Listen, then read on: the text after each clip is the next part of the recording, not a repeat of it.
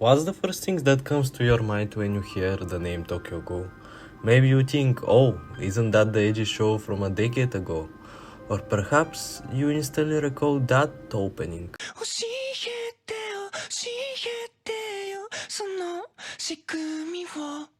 Well, you're not entirely wrong. The anime was edgy, and yes, that opening is still a banger. But here is the thing, Tokyo Ghoul is more than just that.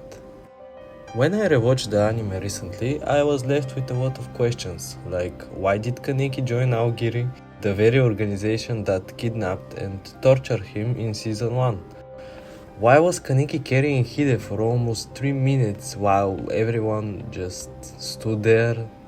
And what was even going on at the start of Tokyo Ghoul Re with Kaneki and Tarima's showdown? These unanswered questions pushed me to finally read the manga, to see for myself if the manga readers were right all along. Is it really that good?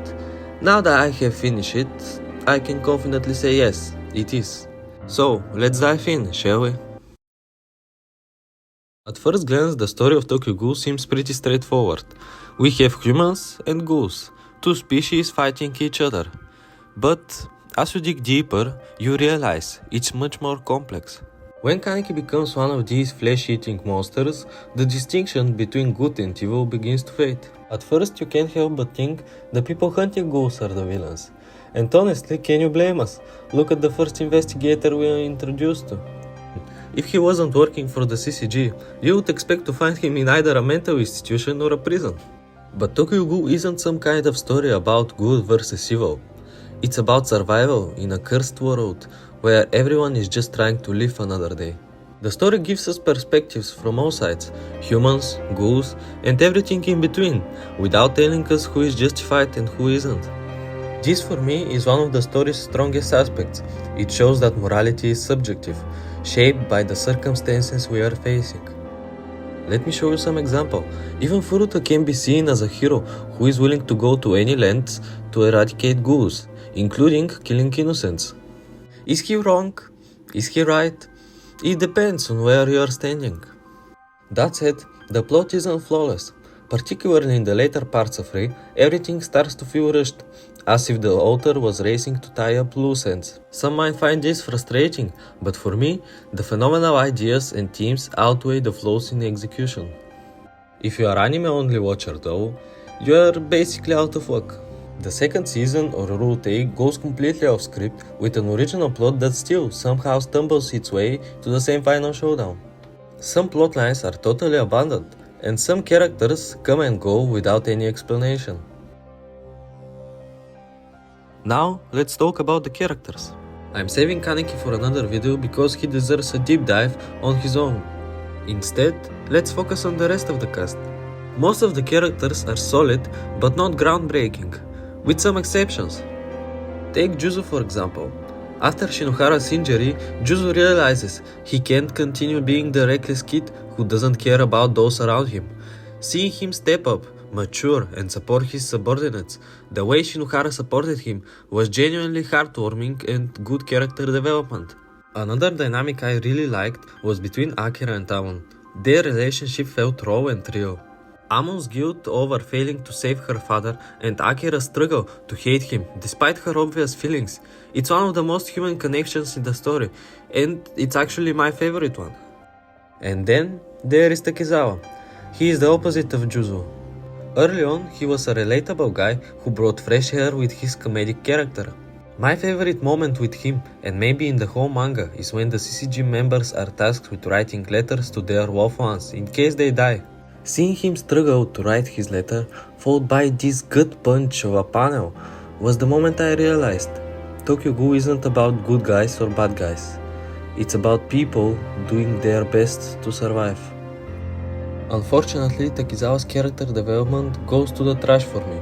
After his transformation into a ghoul, he becomes a caricature of a villain, and his redemption arc felt so unnecessary, especially after he kills his former colleague, off-screen by the way. It's one of the rare character arcs that felt mishandled to me. If I have to talk about the other parts of the supporting cast, yeah, they could be better. I had higher expectations for some characters. Take Toka for example. I feel the author should have given her more development in the later parts of the series. Her character felt empty to me. She could be a really deep character, but Ishida maybe didn't see it this way. Tsukiyama is another example of a wasted opportunity. While his redemption arc was well executed, I wanted to see him confront Kaneki after he killed his childhood friend, or at least express some anger or sadness. Instead, he simply becomes Kaneki's follower, unquestionably doing everything he is told. That said, there is one aspect I personally didn't like about the characters in general. And that's how almost every character seems to have some kind of tragic backstory. Sure, this type of story naturally leans towards darker themes, but it feels overdone to me. Take Jason for example. I get it, he went through a lot, and yes, it's sad. But don't try to make me feel bad for this jerk after everything he has done. I understand that in a story like Tokyo Ghoul, it's normal to explore a lot of pain and tragedy, but for me, it was too much. Now, let's talk a little about the art. Early on, it's good, but nothing exceptional. Over time though, I think it evolves into something truly remarkable. What sets Tokyo Ghoul apart for me isn't just the style, but the way Ishida uses the art to convey emotion. Especially in the panels where Kaneki is losing his mind, the way the panel structure shatters reflects on his own mental state.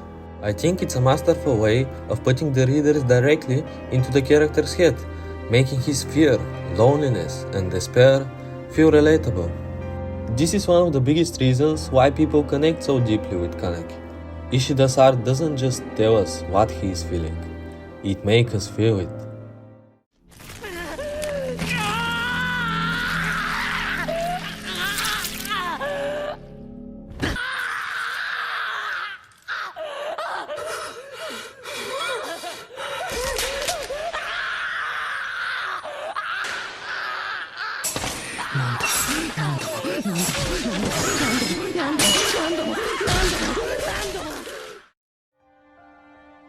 That said, the artwork isn't perfect. Many of the fight scenes, particularly in Re, are messy and hard to follow. Take this panel for example. I have no idea what am I watching.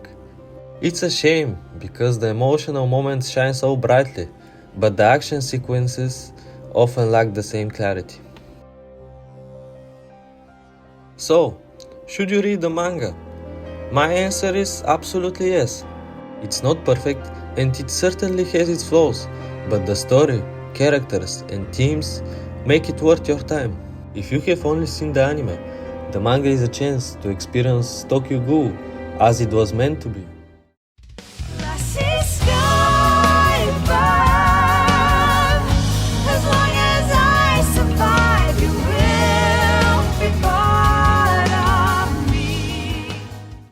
Thank you for watching, and I hope you enjoyed this video. Let me know your thoughts in the comments, and until next time.